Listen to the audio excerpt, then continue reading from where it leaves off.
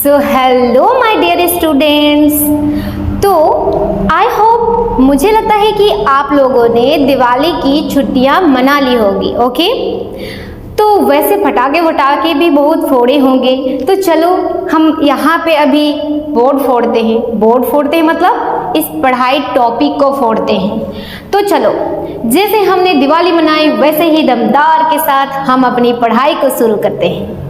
ठीक है, तो आज का जो टॉपिक मैं लेके आई हूँ वो है मौलिक अधिकार। मौलिक अधिकार जिसे फंडामेंटल राइट्स भी कहा जाता है।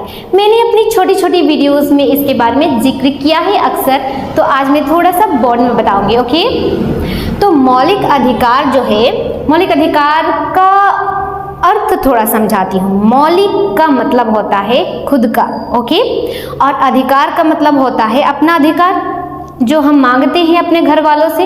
ये मेरा अधिकार है, इस पर मेरा अधिकार है। अगर आपके पास कोई किताब रहेगा तो वो आपका है, वो किसका अधिकार होगा?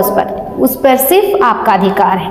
अगर आपका साइकिल रहेगा वो किसका अधिकार है? उस पर सिर्फ आपका अधिकार है। अगर ये जो पेन है, मार्कर है, ठीक है, ये जो मार्कर है इस पर किसका अधिकार है? अब मेरा अधिकार है, पर ये मेरा खुद का नहीं है, इसको कोई भी यूज कर सकता है। लेकिन मेरा जो मोबाइल है उस पर सिर्फ मेरा अधिकार है, यानी कि मौलिक अधिकार है वो मेरा। ठीक है, वैसे ही कुछ अधिकार संविधान ने हमें दिया है। संविधान ने हमें मौलिक अधिकार के रूप में कुछ चीजों को हमें दिया गया है। जैसे आगे हम पढ़ते हैं मौलिक अधिकार को। सबसे पहले मैं कहूंगी कि हम मौलिक अधिकार जो है संविधान ने किस देश का संविधान से लिया गया है, तो हम कहेंगे कि संयुक्त राज्य अमेरिका यानी यूएसए से लिया गया है, जिसे भाग 3 अनुच्छेद 12 से लेकर 35 के बीच में रखा गया है।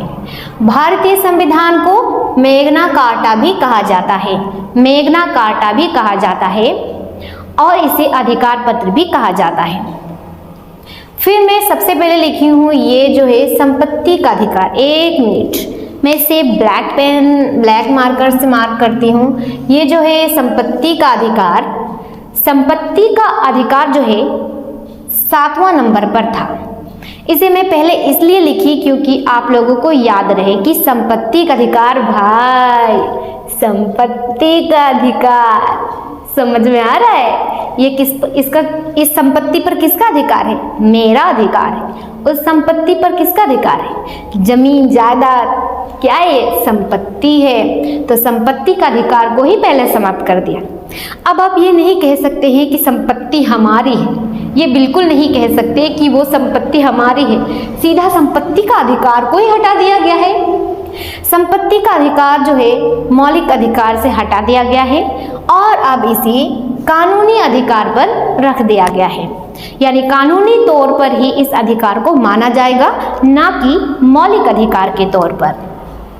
तो यहाँ देखिए, मौलिक अधिकार जो है उसे 44वें संविधान संशोधन के तहत 1978 में संपत्ति के अधिकार को मौलिक अधिकार से हटाकर अनुच्छेद 301 के तहत कानूनी अधिकार कर दिया गया है, यानी अब 301 के तहत इसे रखा गया है। फिर अब वर्तमान में जो है 6 मौलिक अधिकार हैं। कितने हैं? केवल 6 मौलिक अधिकार हैं। उसमें से पहला